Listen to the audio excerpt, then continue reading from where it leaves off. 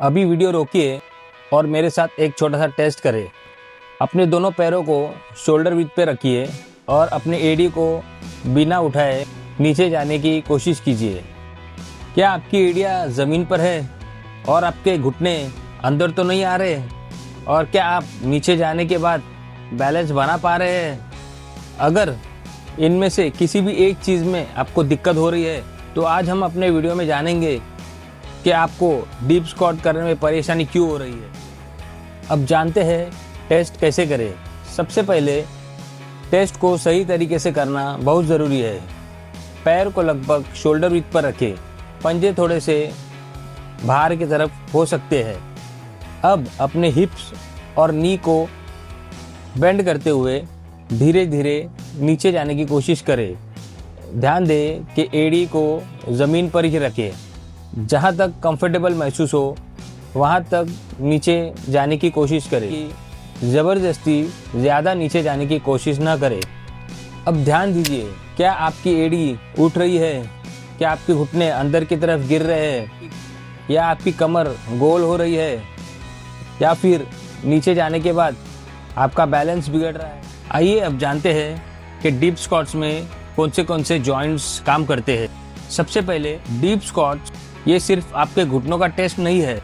इसमें आपकी एंकल, नी, हिप और पूरे शरीर की मोबिलिटी और कंट्रोल शामिल होती है। जब आप नीचे जाते हैं तो एंकल में डॉर्सिफ्लेक्शन और नी और हिप में पर्याप्त फ्लेक्शन होना बहुत ज़रूरी है। और साथ ही में पूरा कोर और शरीर मूवमेंट को कंट्रोल करता है। अगर डीप स्क्वाट करने में परेशानी है तो ज़रूरी नहीं है कि समस्या सिर्फ एंकल, नी या हिप में ही हो। तो अब जानते हैं 3 कॉमन प्रॉब्लम्स के बारे में। पहली प्रॉब्लम है एड़ी ज़मीन से उठना। अगर स्क्वाट्स करते समय एड़ी ज़मीन से उठ रही है तो इसका एक कारण एंकल मोबिलिटी की कमी हो सकता है। लेकिन एंकल मोबिलिटी ही एकमात्र कारण नहीं हो सकता। आपके शूज़, स्क्वाट स्टांस और इंडिविजुअल एनाटॉमी भी स्क्वाट्स को प्रभावित कर सकते हैं। इसलिए ये देखकर कि एड़ी ज़मीन से उठ रही है, ये मत मान लीजिए कि आपके एंकल खराब है। दूसरा कॉमन प्रॉब्लम है घुटनों को अंदर की तरफ गिरने देना। स्क्वाट करते समय घुटनों को एक लाइन में सीमित रखना ज़रूरी नहीं है, लेकिन उन्हें अनकंट्रोल्ड तरीके से अंदर की तरफ गिरने देना नहीं चाहिए। आपके हिप मसल्स, फुट स्टेबिलिटी और मूवमेंट कंट्रोल इसमें भूमिका निभा सकते हैं। तीसरी कॉमन प्रॉब्लम है हिप मोबिलिटी।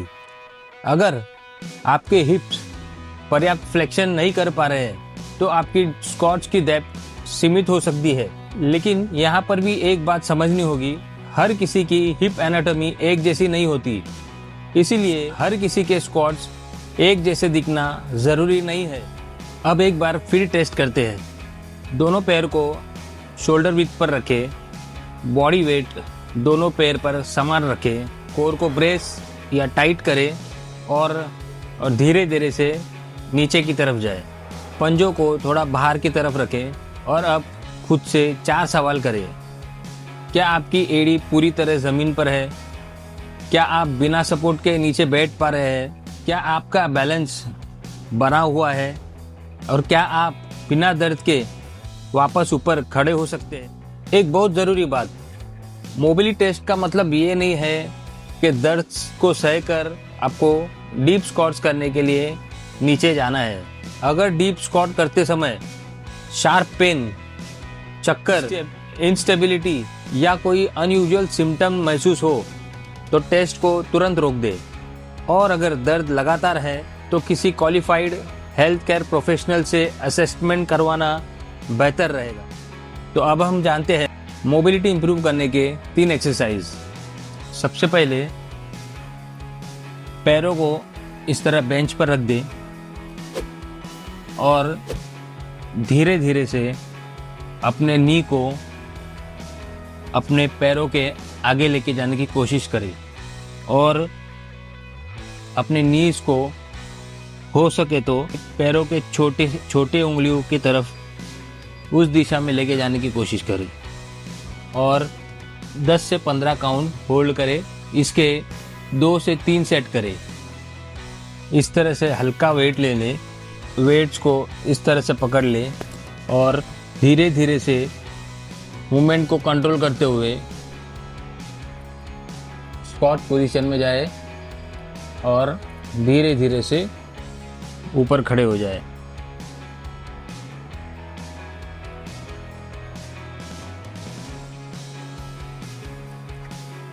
दूसरी एक्सरसाइज में TRX पोल या किसी स्टेबल सपोर्ट को पकड़कर धीरे धीरे से डीप स्क्वाट में जाकर होल्ड करें।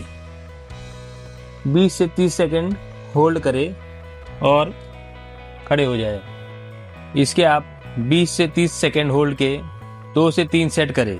अब मुझे कमेंट में बताएं कि आप डीप स्क्वाट बिना एडी को उठाए या नी को अंदर कोलैप्स किए बिना और बिना किसी दर्द के कर पाए, और अगर हाँ तो कमेंट करें यस और नो। और अगर आप चाहते हैं कि मैं अगली वीडियो में बताऊं कि घर पर ही 3 एक्सरसाइज से स्क्वाट मोबिलिटी कैसे इंप्रूव करें, तो कमेंट में टाइप कीजिए स्क्वाट्स और मैं अगली वीडियो में 3 आसान एक्सरसाइज लेकर आऊँगा।